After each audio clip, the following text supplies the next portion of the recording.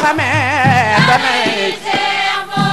waliyu kamal baat melaw na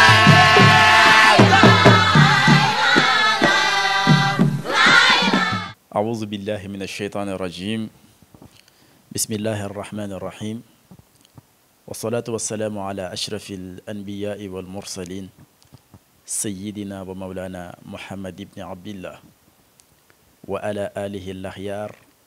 ومن تبعهم بإحسان وإسلام إلى يوم الدين. أيها المشاهدين الكرام بكل احترام وتقدير أحييكم بتحية الإسلام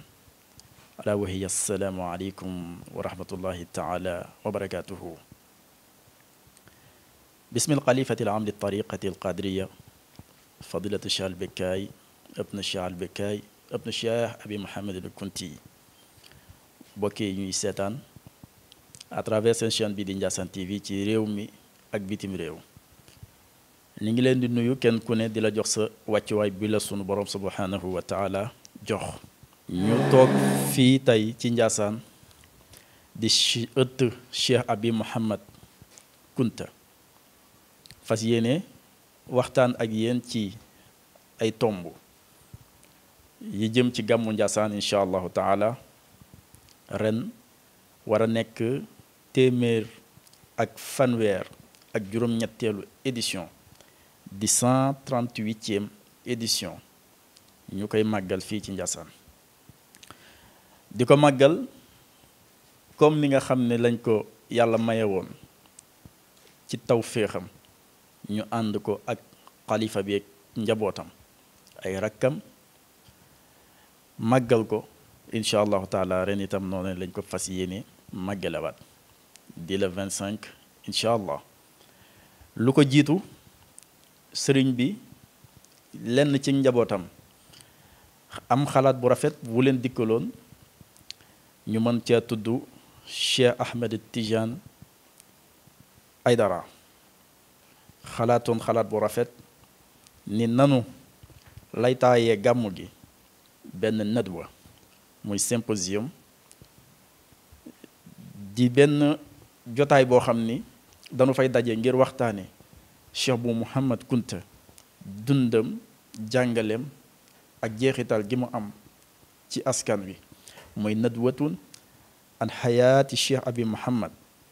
muy nadwatun an xayaati wa amali Cheikh Abi Mouhamadul Kunti muy symposium sur la vie et l'œuvre de Cheikh bu Mouhamad Kunta incha allah nu war ko def di samedi di tombe ak le 23 incha allah. nadwa boobu nag ñu ànd ci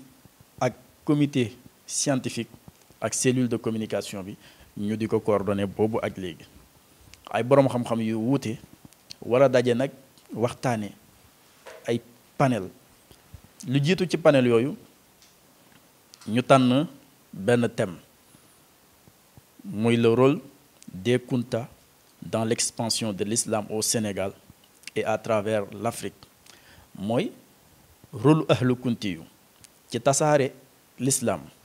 nga xam ne ñoo ko dugal ci Afrique moom l'islam boobu tasaare ko ci Afrique gu weex gi ak gu ñuul gi waaye tasaare ko itam fii ci Sénégal ndax kunta yi buñ dugalul Sénégal islam itam seen njaboot ñoo fi dugal islam kon ñoom la ba tey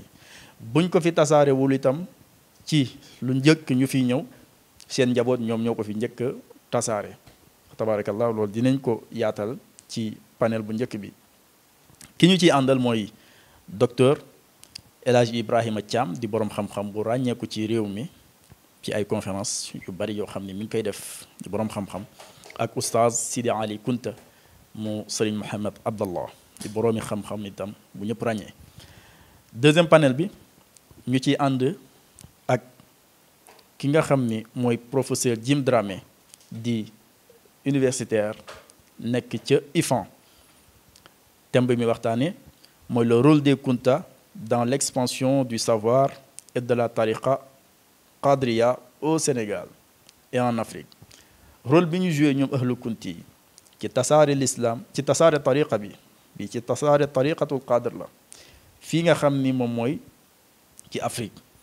nga xam ni Cheikh Sidil Mokhtar al Kunti mi maam Cheikh Bou Kounta ku jot tariqa bi ci Afrique moo la ko jox mubasharatan wala gayr mubashara moo la ko jox directement wala indirectement waaye itam tariqa bi ku ko jot fii ci réew mii di Sénégal yaa ngi ko jëlee ci njabootu Cheikh Bounama ka ca gën a fës di Cheikh Bou Mouhamed Kounta mu jox la ko ba nga jot ci tariqal qadriya. Professeur Jim Dramé dana ci indi ay yaatal mooy deuxième panel bi. Troisième panel bi mooy ru'ya al iqtisadiya wa tanmiya mooy la vision économique de Cheikh Bou Mouhamed Kounta selon les enseignements du Coran. Gis-gisam ci wàllu économie ndax bi mu amee li mu am ci wàllu cër ci yàlla am li mu am ci wilaaya am li mu am ci xam-xam yamu ca rek waaye dafa wane ni l'islam sa diine pour mu ñoŋ faaw nga nangoo tuur sa ñàkk moo waral boroom xam-xam boobu ñuy wax Penda Bouya Ba ni Cheikh Bou Kounta mooy premier chef religieux boo xam ni daan na bayloo ay njabootam di leen def loo li ñuy wax bay dundee waaye itam ku relancer économie Sénégal ci kilifa diine ki ci njëkk moom la ne ginnaaw gi la yeneen kilifa yi fa tabarakallahu roy ko ci loolu. incha allah dinañ ci ànd ak professeur Mouhamed Kounta di taawa alhaaji Mambou Mouhamed di universitaire di professeur fa tabarakallah moom la ñu àndal ci troisième panel bi. ñeenteel bi panel bi gannaaw tisbaar lay doon ñu ci ànd ak Mouhamed Muslim di gën a siiwee ci Mouhamed Jullit mooy méthode d'éducation et d'enseignement de Cheikh Bou Mouhamed Kounta. Cheikh Bou Kounta ni mu tegee tànkam roy yonent bi alayhi salaatu wasalaam ci façon ngi njàngaleem ak tasawuf bi mu doon dund soufisme bi mu doon dund Cheikh Mouhamed Muslim dinañu ci indi ak yaatal. beneen panel bi mu nekk les relations de bon voisinage de Cheikh Bou Mouhamed Kounta avec la famille Kounti. relation muamala xasana bu rafet bi nga xam ne doxoon na diggante Cheikh Bou Kounta boroom Njaasaan ak ñi mu bokkal Cheikh Bounama ñu mën caa tudd ay magi boppam ñi nga xam ni itam ay doom lañu woon ci moom ñi nga xam ne ay jarbaat lañu woon ci moom Qaadi Bounama Sidi Chérif Sidi Xuya Ndeer Cheikh al Bekaay ba ci ay rakkam kenn ku ci nekk jëflante bu rafet bi doxoon ci digganteem ak borom Njaasaan incha allahu rabbi kooku Cheikh Ahmed Tidiane Haydara dinañu ci indil ay yaatal. buñ ca jógee mooy relation tam bi nga xam ne dox na ci diggante Cheikh Bou Kounta ak turuq suufiya yi fi nekk yépp ñu mën caa lim Touba nga xam ni lu jiitu Cheikh Ahmadou Bamba Mam Mor Anta Sali digganteem ak Cheikh Bou Mouhamed Kounta digganteem ak ahlul Kounti yi lu jiitu ki nga xam ni moom mooy Seydil Hadji Malick ak Cheikh Bou Kounta diggante Cheikh Bou Kounta ak Serigne Ousmane Sy muy wayjuru Seydil Hadji Malick diggante góor gi Abdoulahi Niass ak Cheikh Bou Mouhamed Kounta noonu nga koy toppee ba këru diine yépp mat fa tabarakallah noonu itam la fenn fu ci nekk ci kër yooyu am ku fa jóge ndax dem nañu ci kër yooyu yépp ci comité de pilotage bi nga xam ne Cheikh Tidiane Aydara moo ko jiite dem ci yooyu kër yépp fa tabarakallahu ñu dalal ñu te ca bis ba itam fas yéene nañu andi ay ndaw yuy waxtaan ak ñun ca loole ca loolu tam ca la Cheikh Abdourahman mi nga xam ne mooy at naatiqu rasmi di le porte-parole de la famille Cheikh Abdourahman dina ci addu itam ci kàddu xalifa bi incha allahu taala noonee lañ ko fas yéene doxalee muy doon samedi di le 23 octobre di symposium bu am solo di nadwa an xayaati wa amali Cheikh Abi Mouhamed Kounti ba tey ci ndigalu al xalifa ak ki nga xam ni mooy porte-parole am ak ki nga xam ni mooy coordonnateur général ak ki nga xam ni mooy secrétaire particulier ak kuréel yi nga xam ni ñoom ñoo sekk xilaafa gi incha allahu taala ànd ko ak cellule de communication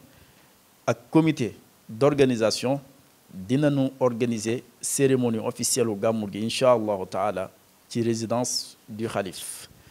à partir de 17h ñu di ci xaar autorités yi nga xam ni ñi ngi ñëw ak kilifa diine yi nga xam ni bi ngi dinañu bàyyi ko ci gox yu fasantikoo comme nanu ko daan defee incha allahu taala. waaye itam ci waxtu woowu comité scientifique bi danañu def liggéey bu am solo ci esplanade mosquée bi di conférence mooy grande conférence yi ñuy def incha allah ci même heure ñu baaxee mbokk yi thème bi nga xam ne moom la ñu tànn ren incha allahu taala muy ashuur bil masuliyati xallun lissalaam wal istiqrar ijtimaai mooy le sens de la responsabilité, une solution pour la paix et la stabilité sociale. dinañ ko développer ci waxtu boobu incha allah bu ñu demee ba guddi gi dinañ ko gën a yaatal ci ay boroomi xam-xam ci tant ba incha allah taala gannaaw bi ñu ubbee ak alquranul karim comme nu nu koy defee at bu ne loolu mooy programme gàmmu Njaasaan incha allah taala asalaamaaleykum wa rahmatullah. yee wayalu bay di wootena